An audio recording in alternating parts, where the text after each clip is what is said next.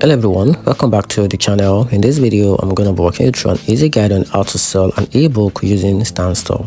So here's a simple step-by-step guide on how you can easily sell an ebook using Standstore and how to get it done within a minute. So let's dive into it. So first thing to do, which is the first step, is to log into your Standstore. So go to standstore.com and sign in into your account using your account credentials. Then after that, you have to add product. So on your dashboard, click add product, then choose digital product as the product type since your ebook is a downloadable file. Then after that, you have to add ebook details. So enter your ebook title, description, and the price, and also make sure your description clearly tells reader what the ebook is about. Then after that, you have to upload your ebook file. So click the upload file and select your ebook file, which can be in PDF or EPUB format.